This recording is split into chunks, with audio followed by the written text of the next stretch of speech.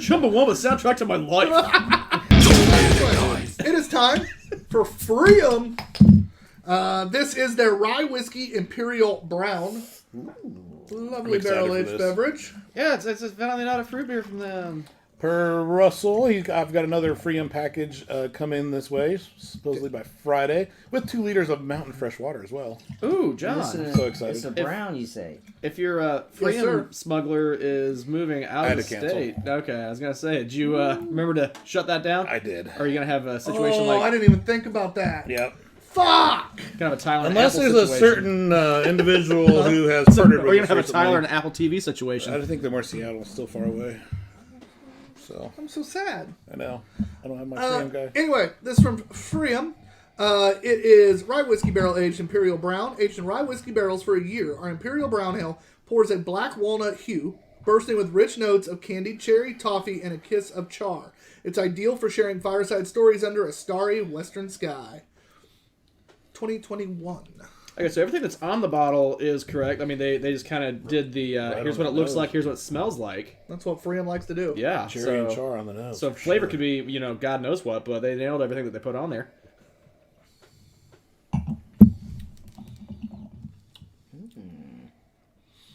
What's the ABV on this bad boy? 12.3. Woohoo! Really? Yes, For sir. a brown ale. Well, barrel, I suppose. It's a barrel-aged Imperial Brown. Yeah. That's a big boy. I missed the Imperial. It's a big boy.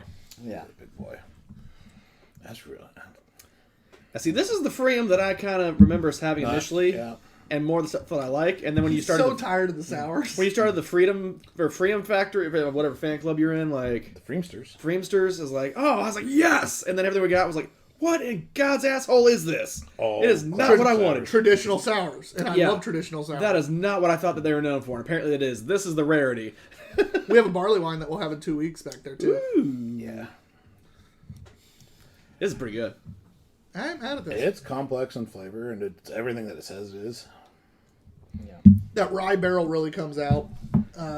Nice spice to it without being overpowering. Body's just enough there to support it all without being with still being a brown ale.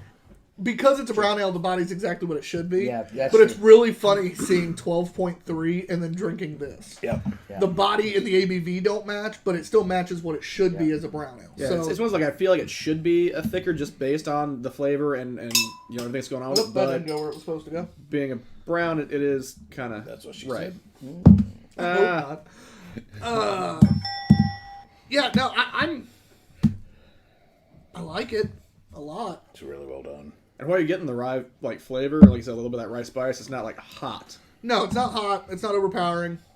The ABV is high, but again, it's not overpowering. It's not DUI shelf though. No, it's boozy. not. It's you definitely know the booze is there. So DUI shelf for us is anything 10 or higher that tastes 7 or lower.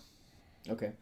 Now we have, if it's high enough, that might bump up to 8 or 9. Sliding scale. But like that standard is like above 10, below 7.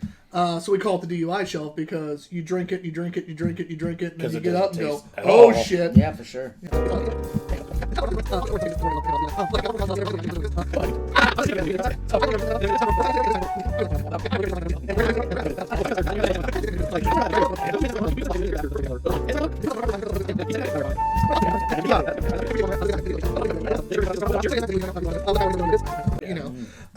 This is fantastic though. It's nice and malty. Yeah. That rye gives it that nice spice. The ABV's stupid high. Good blend. The nose is almost the best part though. Yeah. Oh, yeah. I have to agree, yeah. That nose is very It pleasant. tastes good, but just it smells even better. Yeah. So, Kevin, you are first to score here. Ooh, first to score. He All says right. it is that. So this is a fun beer. It's interesting because I don't run into a lot of browns. I was waiting for you to So post up. when people like barrel aged things, it's usually like a stout or a porter. So tasting a little bit of molasses in there, a little bit of that peppery rye notes, and the ABV is a little bit higher up there. It's smooth, but it's there because it heats up the lungs a little bit. So I'm gonna give this a good solid 4.5. It's a good score. Yeah. Coming out high. That is a good solid score. Yeah. It's great. Yeah. And I really like it. There's something holding me back from really giving it a huge score. I'm not really sure what it is. I'm not sure what it is. There's something that's stopping me from going above a 4.25, and it's one of those things where sometimes it just doesn't hit you the right way, and I'm giving it a 4.25. But it's a brown, though. It's a great. I know. It's a talking fantastic brown. It's done really well. And it's a 4.5. Kevin's right. Good. I'm glad you gave it that. No, I'm glad you gave it that to raise the average to the 4.5, because that's probably what it deserves. I just, for some reason, the whole time he was talking, I'm like, he's going to give it a 4.5 or higher. I just can't do it. I'll sit there like, I don't know why, but I just can't do it. Yeah. So it is a 4.5 average. Fantastic beverage. Matt, while you're waiting on him to finish his glass to rinse. Oh, shit. Yeah, we can do this. I don't know. I'm kind of more on Tyler, especially. This is really good, but something is just not quite getting me there. It's not quite pushing the button. Flicking the bean. What's it need? What do you think it needs? I don't even know how to put my finger on what it is. Just something about it. Like it's good. It's not hitting me in the flavor. I think I want a little more of the molasses caramel. I think if you give me just a little more of that to really even out the spice just even a little bit more, I think that's where I get.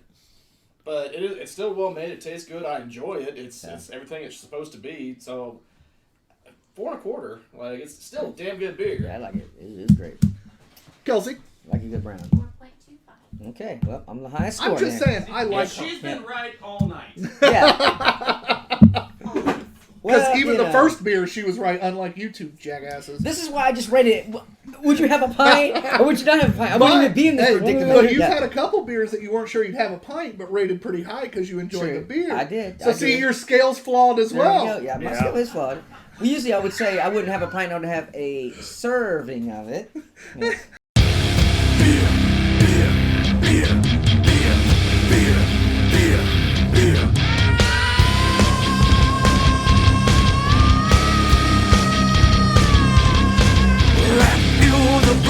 With an attitude, tasting notes are always true.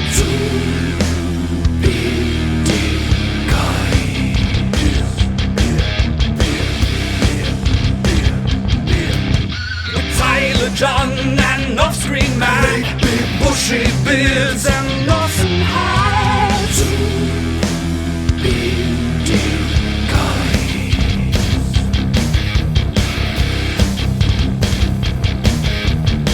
They are two bearded guys, oh yes they are two bearded guys, oh yes they are two bearded guys, oh yes they are two bearded guys.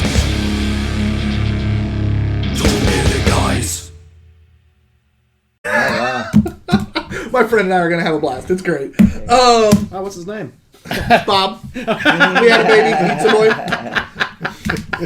It's actually Bob Couch. You just didn't know it. He actually doesn't know it either. I didn't realize he was in My Chemical Romance. No, he doesn't.